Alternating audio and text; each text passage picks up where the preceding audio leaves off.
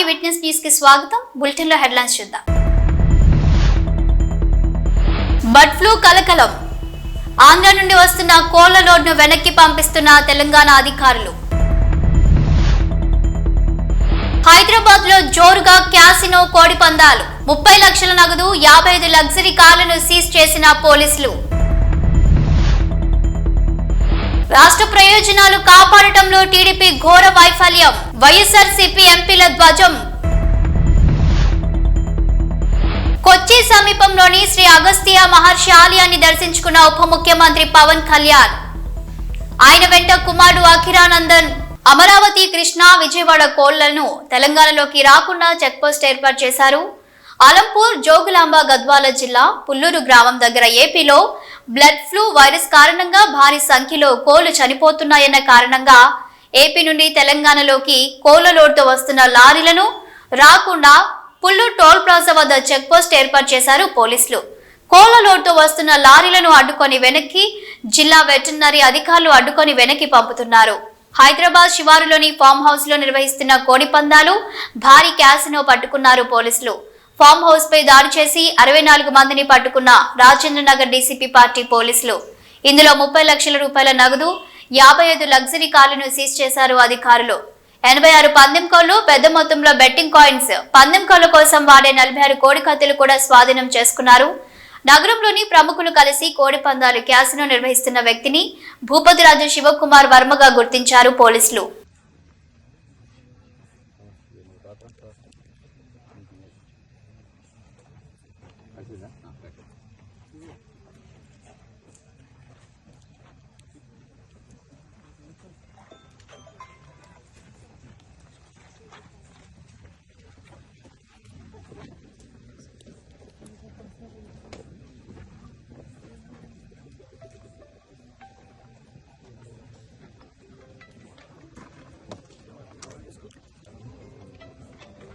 కేంద్ర ప్రభుత్వంలో కీలక భాగస్వామిగా ఉండి కూడా రాష్ట్ర ప్రయోజనాలు కాపాడటంలో తెలుగుదేశం పార్టీ ఘోరంగా విఫలమైందని వైఎస్ఆర్సీపీ పార్లమెంటు సభ్యులు మండిపడ్డారు.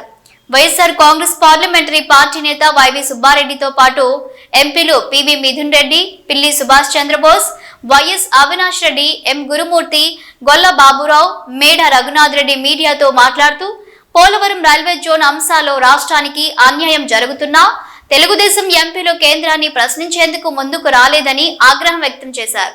రాజకీయాలకు అతీతంగా రాష్ట్ర ప్రయోజనాలపై కేంద్రంపై ఒత్తిడి చేద్దామని ఎన్నిసార్లు కోరినా తెలుగుదేశం పార్టీ మాత్రం రాజకీయ ప్రయోజనాల లక్ష్యంగా పార్లమెంటులో వ్యవహరించిందని ధ్వజమెత్తారు.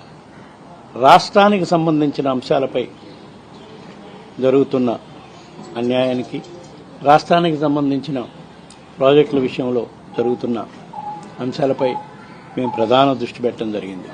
మరీ ముఖ్యంగా పోలవరం ప్రాజెక్టు ఎత్తు విషయంలో గత మా ప్రభుత్వం అధికారంలో ఉన్నప్పుడు 45.75 మీటర్స్కి ఎత్తుతో నిర్మాణం చేయాలని, దానికి సంబంధించిన ఎస్టిమేట్స్ కూడా సుమారుగా ప్రాజెక్ట్ కాస్ట్ 57,000 కోట్ల రూపాయలకి సంబంధించి కేంద్రానికి నివేదికలు పంపించడం కూడా జరిగింది.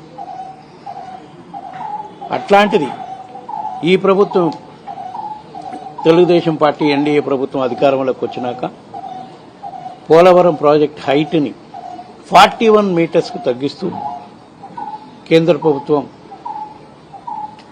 జీవో ఇవ్వటం జరిగింది. అదేవిధంగా 57,000 కోట్ల ఎస్టిమేట్ కాస్ట్ని అది కేవలం 27,000 కోట్లకు తగ్గించే కార్యక్రమం కూడా చేయడం జరుగుతుంది. అంటే సుమారుగా రాష్ట్రానికి 30,000 కోట్ల రూపాయల పోలవరం ప్రాజెక్టు కింద రావాల్సిన నిధులు గురించి మేము పార్లమెంట్లో ఉభయ సభల్లో కూడా ప్రశ్నించడం జరుగుతుంది. మరీ ముఖ్యంగా ఈ హైట్ తగ్గించడం వల్ల రాష్ట్రం ఏ విధంగా నష్టపోతుంది? ఎందుకంటే పోలవరం అనేది ఆంధ్రప్రదేశ్ రాష్ట్రానికి జీవనాడి లాంటి ప్రాజెక్టు. రాష్ట్రం విడిపోయినాక పోలవరం ప్రాజెక్టు నిర్మాణం చేసుకుంటే ఉత్తరాంధ్ర జిల్లాలకు కూడా, ఉత్తరాంధ్ర సుజల స్రవంతి ద్వారా తాగునీరు, సాగునీరు కోస్తాంధ్ర జిల్లాలకు కూడా అన్నిటికి కూడా అందించే కార్యక్రమం జరుగుతుంది. కాబట్టి దాన్ని 45 మీటర్స్ హైట్ ప్రాజెక్ట్కి నిర్మాణం చేయాలనే దానిపై మేము రాబోయే రోజుల్లో కూడా తప్పకుండా దానిపై పోరాటం చేయడం జరుగుతుంది. దానివల్ల వాటర్ స్టోరేజ్ కెపాసిటీ దారుణంగా పడిపోయే పరిస్థితి వస్తుంది. దానివల్ల ఉత్తరాంధ్ర ప్రాంతానికి కూడా నీళ్లు ఇచ్చే పరిస్థితి ఉండదు. ఎందుకంటే అది 45.9 మీటర్స్ గనక ప్రాజెక్ట్ నిర్మాణం జరిగితే ఆల్మోస్ట్ 195 టీఎంసీ స్టోరేజ్ కెపాసిటీ వస్తుంది. అదే 41 మీటర్స్కి తగ్గించడం వల్ల కేవలం 114 టీఎంసీ సామర్థ్యమే ఉంటుంది. కాబట్టి నీటి లభ్యత పూర్తిగా తగ్గిపోయి ప్రాజెక్టు యొక్క మొత్తం ప్రయోజనాలకే దెబ్బతీసే పరిస్థితి వస్తుంది. కాబట్టి దీనిపై తప్పకుండా మేము రాబోయే రోజుల్లో కూడా కేంద్ర ప్రభుత్వం దృష్టికి తీసుకెళ్లి దీనిపై పోరాటం చేసే కార్యక్రమం చేస్తామని చెప్పి ఈ సందర్భంగా తెలియజేసుకుంటున్నాం. అదేవిధంగా ఇంకో ప్రధాన అంశం రాష్ట్రానికి సంబంధించినప్పటికీ విశాఖపట్నం రైల్వే జోను మేము గత 5 సంవత్సరాల్లో పలు సందర్భాల్లో మా ముఖ్యమంత్రి జగన్మోహన్ రెడ్డి గారు, అప్పుడు ముఖ్యమంత్రిగా ఉన్న జగన్మోహన్ రెడ్డి గారి నాయకత్వంలో మా ఎంపీలంతా కూడా పోయి అడగడం జరిగింది. సరే, వివిధ కారణాల వల్ల అది అప్పుడు చేయలేకపోయారు. ఇప్పుడు రైల్వే జోను శాంక్షన్ చేయటమే కాక పనులు ప్రారంభించే కార్యక్రమం కూడా చేశారు. కానీ దాంట్లో రాష్ట్రానికి ఇంకొక అన్యాయం జరుగుతుంది. విశాఖపట్నంలో రాబోయే రైల్వే జోన్లో వాల్తేరు డివిజన్ని పూర్తిగా దాంట్లో ఉండేటట్టుగా కూడా చేయాలని. ఎందుకంటే ఇప్పుడు దాన్ని మళ్ళీ వాల్తేరు డివిజన్ స్ప్లిట్ చేసే కార్యక్రమం జరుగుతుంది. కాబట్టి స్ప్లిట్ చేసి జీవో ఇచ్చే కార్యక్రమం చేశారు. కాబట్టి దాన్ని కూడా అడ్డుకోవాల్సిన పరిస్థితి ఉంది. దానిపై కూడా మేము ఉభయ సభల్లో దీనిపై చర్చించే కార్యక్రమం రాబోయే రోజుల్లో చేస్తామని చెప్పి ఈ సందర్భంగా తెలియజేస్తున్నాం. ఇంకో ప్రధాన అంశం రాష్ట్రానికి సంబంధించినంత వరకు స్టీల్ ప్లాంట్ పునరీకరణ చేయడం కోసం, పురోగతిని మళ్ళా సాధించడం కోసం స్టీల్ ప్లాంట్లో కేంద్ర ప్రభుత్వం 11,000 కోట్ల రూపాయలు నిధులు ఇవ్వటం వరకు బాగానే ఉంది, మంచి పరిణామమే. కానీ ఈ రోజు కూడా స్టీల్ ప్లాంట్ ఎంప్లాయీస్కి గత 4-5 నెలల నుంచి పూర్తి స్థాయిలో జీతాలు మాత్రం ఇచ్చే పరిస్థితి లేదు. కేవలం 30%, 50%, 60% మాత్రమే జీతాలు ఇచ్చే కార్యక్రమం జరుగుతుంది. కాబట్టి దీన్ని కూడా తప్పకుండా అందులో పనిచేసే ఉద్యోగస్తులందరికీ కూడా పూర్తి స్థాయిలో జీతాలు కేంద్ర ప్రభుత్వం విడుదల చేసే విధంగా కేంద్ర ప్రభుత్వం ఒత్తిడి తీసుకొచ్చే కార్యక్రమం కూడా చేస్తాము. అదేవిధంగా స్టీల్ ప్లాంట్, ఎందుకంటే ఆంధ్రుల ఎన్నో త్యాగాలు పోరాటాల ఫలితంగా తెచ్చుకున్న విశాఖ స్టీల్ ప్లాంట్ అది మనుగడ సాగించాలంటే ఫైనాన్షియల్ రీహాబిలిటేషన్ ప్యాకేజే కాకుండా క్యాప్టివ్ మైన్స్ కూడా చాలా అవసరం. మైన్స్ను కూడా కేంద్ర ప్రభుత్వం దానికి చేకూర్చే విధంగా కూడా మేము కేంద్ర ప్రభుత్వంని రాజ్యసభలో లోక్సభ కూడా ఒత్తిడి తీసుకొచ్చే కార్యక్రమం చేసే జరుగుతుంది. అదేవిధంగా కేంద్ర ప్రభుత్వం, ఎందుకంటే అక్కడ ఉండే ఉద్యోగస్తుల్లో ఇప్పటికీ ఫైనాన్షియల్ ప్యాకేజ్ ఇచ్చినా కూడా అభద్రత అయితే ఉంది. అందుకని కేంద్ర ప్రభుత్వం దానిపై కూడా విశాఖ స్టీల్ ప్లాంట్ని ప్రైవేటైజ్ చెయ్యము అని ఒక అష్యూరెన్స్ కూడా ఇస్తే, ఉద్యోగస్తులు అష్యూరెన్స్ ఇయటమే కాకుండా ఉద్యోగస్తులకు నిలిపేసిన జీతాలు కూడా పూర్తి స్థాయిలో విడుదల చేసే కార్యక్రమం చేయాలని చెప్పి మేము వైఎస్ఆర్ కాంగ్రెస్ పార్టీ తరఫు నుంచి కేంద్ర ప్రభుత్వాన్ని డిమాండ్ చేస్తూ ఉన్నాం. ఇదే విధంగా రాష్ట్రానికి రావాల్సిన వివిధ అంశాలపై కూడా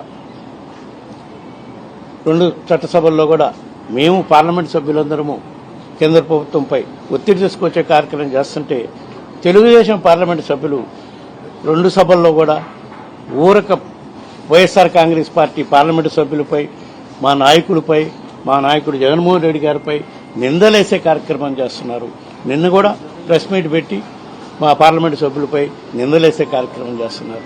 ఇవన్నీ పక్కన పెట్టి ముందు రాష్ట్రానికి రావాల్సిన నిధుల పట్ల, రాష్ట్రానికి సంబంధించిన ప్రాజెక్టుల పట్ల శ్రద్ధ చూపించి పోరాటం చేస్తే మేము కూడా వాళ్ళకి సహకరిస్తాం.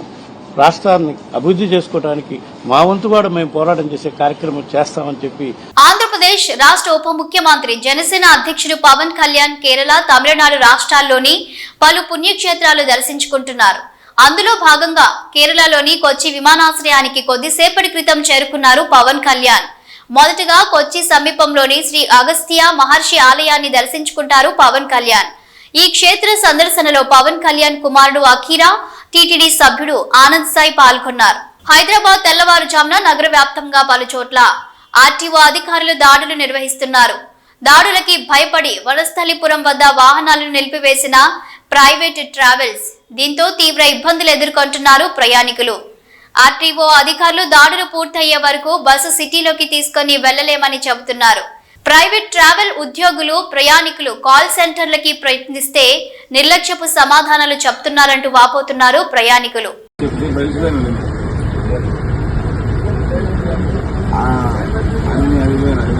సుచిత్ర పట్టుకొచ్చి అన్నారు. సుచిత్ర పట్టుకొని దాంట్లో చేసేస్తారు.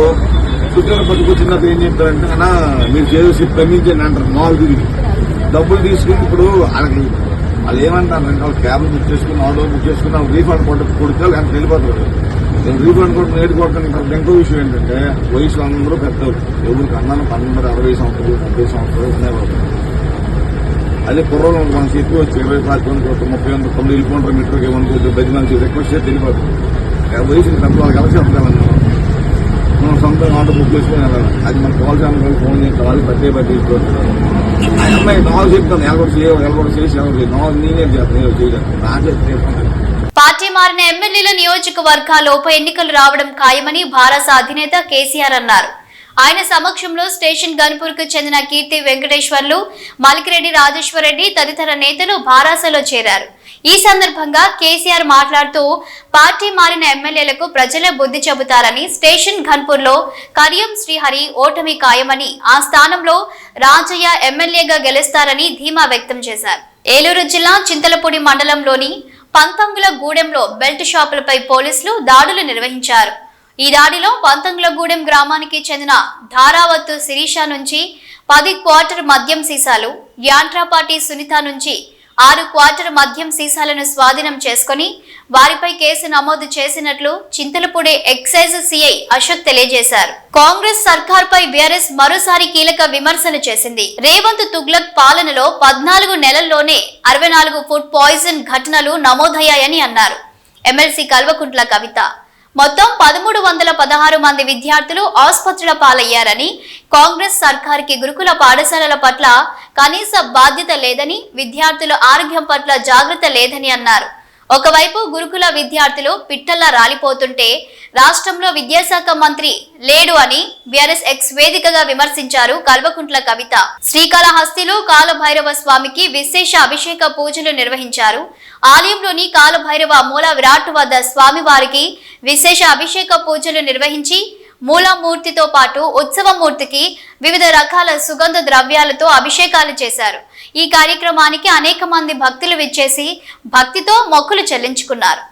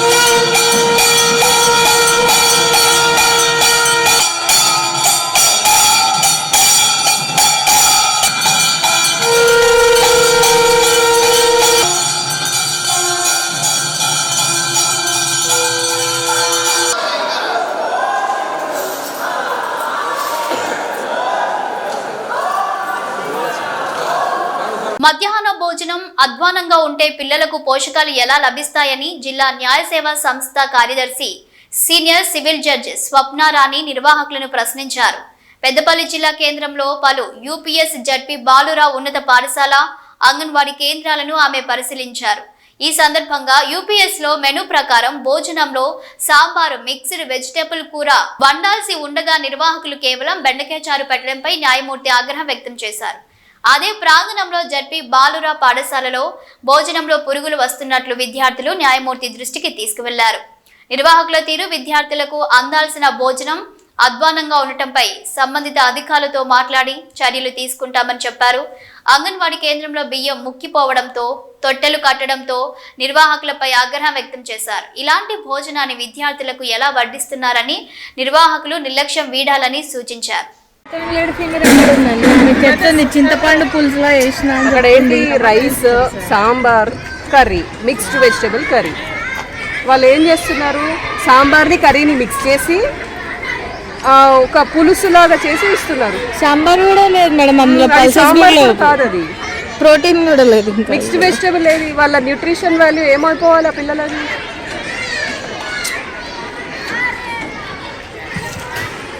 గత 2 రోజుల క్రితం కరీంనగర్, జగిత్యాల, రాజన్న సిరిసిల్ల ఉమ్మడి జిల్లాల TUWJH 143 మహాసభలు వేములవాడ పట్టణంలో నిర్వహించగా ఈ కార్యక్రమంలో రాష్ట్ర మీడియా సెల్ అకాడమీ మాజీ అధ్యక్షులు అల్లం నారాయణ పాల్గొన్నారు. ఇట్టి మహాసభలకు 3 జిల్లాల ప్రెస్ క్లబ్ మిత్రులు భారీగా హాజరై విజయవంతం చేసినందుకు వారికి కృతజ్ఞతలు తెలుపుతూ, అలాగే ఈ రోజు ఉదయం ఇల్లంతకుంట మండల కేంద్రంలో రాజన్న సిరిసిల్ల జిల్లా TUWJH 143 అధ్యక్షులు శ్రీ లాయక్ పాషా ఇల్లంతకుంట ప్రెస్ మిత్రులతో సమావేశం నిర్వహించారు. నూతనంగా జిల్లా అధ్యక్షులుగా ఎన్నికైన లయక్ పాషాను ఇల్లంతకుంట ప్రెస్ క్లబ్ అధ్యక్షుడు బొల్లం పరశురాములు, ఇతర ప్రెస్ క్లబ్ సభ్యులు వారిని ఘనంగా శాలువాతో సన్మానించారు. ఈ సమావేశంలో ప్రెస్ క్లబ్ సభ్యులకు మెమోంటోలను అందజేశారు. ఈ సందర్భంగా జిల్లా అధ్యక్షులు లాయక్ పాషా మాట్లాడుతూ, గత 2 రోజుల క్రితం TUWJH 143 ఉమ్మడి ప్రెస్ క్లబ్ మహాసభలు వేములవాడ నిర్వహించగా ఈ సభను విజయవంతం చేసే దాంట్లో కీలక పాత్ర పోషించిన ఇల్లంతకుంట ప్రెస్ క్లబ్ మిత్రులకు ధన్యవాదాలు తెలుపుతూ ఉన్నామని వారు తెలిపారు. ఈ కార్యక్రమంలో వేములవాడ ప్రెస్ క్లబ్ అధ్యక్షులు మహమ్మద్ రఫీ, ఉపాధ్యక్షులు ఆలీ, అలాగే ఇల్లంతకుంట ప్రెస్ క్లబ్ అధ్యక్షుడు బొల్లం పరశురాములు, వైస్ ప్రెసిడెంట్ మహమ్మద్ సలావుద్దీన్ తో పాటు ప్రెస్ క్లబ్ మాజీ అధ్యక్షుడు మోహన్, ప్రెస్ క్లబ్ సభ్యులు దేవేందర్, సాయిరెడ్డి, జంగటి శ్రీనివాస్, చీరాల రాజు, ఆంజనేయులు పాల్గొన్నారు. మిత్రులందరికీ నమస్కారాలు. ఈరోజు రాజన్న సిరిసిల్ల జిల్లా ఇల్లంతకుంట మండలం ప్రెస్ క్లబ్ మిత్రులను కృతజ్ఞతలు తెలిపేందుకు విచ్చేశాం. నేను, మా వేములవాడ ప్రెస్ క్లబ్ అధ్యక్షులు రఫీ, వైస్ ఉపాధ్యక్షులు అలీ. ముఖ్యంగా గత 2 రోజుల క్రితం వేములవాడ పట్టణంలో జరిగిన 3 జిల్లాల మహాసభకు ఇల్లంతకుంట మండలం కేంద్రం నుంచి పెద్ద సంఖ్యలో జర్నలిస్టులను తీసుకొచ్చి మహాసభను విజయవంతం చేయడంలో కీలక పాత్ర వహించిన ఇల్లంతకుంట ప్రెస్ క్లబ్ సభ్యులను అభినందిస్తూ వారికి ప్రత్యేక కృతజ్ఞతలు తెలిపాం. అలాగే జిల్లా అధ్యక్షుడిగా నన్ను ఏకగ్రీవంగా ఎన్నుకునేందుకు సహకరించిన ప్రతి వారికి పేరు పేరున ధన్యవాదాలు తెలుపుతూ, ఈరోజు నాకు సన్మానించిన ఇల్లంతకుంట ప్రెస్ క్లబ్ సభ్యులకు మరోసారి ధన్యవాదాలు. Thank you. జరిగిన 3 జిల్లాల మహాసభ కార్యక్రమంలో మన జిల్లా అధ్యక్షుడిగా లాయక్ పాషా అన్న గారు ఎన్నికవడం మా అందరికీ సంతోషకరమైన విషయం. అన్నగారు మొదటిసారి జర్నలిస్టుల సమస్యలను, మా మండల సమస్యలను అన్నగారికి విన్నవించగా సానుకూలంగా స్పందించి మీ ఏ సమస్య అయినా తీర్చడానికి నేను ముందుంటా తమ్ముడు అని భరోసా కల్పిస్తున్నా అన్నగారికి ప్రత్యేక ధన్యవాదాలు తెలియజేస్తున్నాము. మా మండలానికి రావడం చాలా సంతోషం. ఎన్ని వేలైనా అన్న వెంబడే మేముండి దేనికైనా మేము సిద్ధంగా ఉంటామని ఈ సందర్భంగా అన్నకు మరొకసారి శుభాకాంక్షలు తెలుపుతూ బులెటిన్ ముగించే ముందు హెడ్లైన్స్ మరోసారి. బర్డ్ ఫ్లూ కలకలం. ఆంధ్ర నుండి వస్తున్న కోళ్ల లోడ్ను వెనక్కి పంపిస్తున్న తెలంగాణ అధికారులు. హైదరాబాద్ లో జోరుగా క్యాసినో కోడి పందాలు. 30 లక్షల నగదు, 55 లగ్జరీ కార్లను సీజ్ చేసిన పోలీసులు.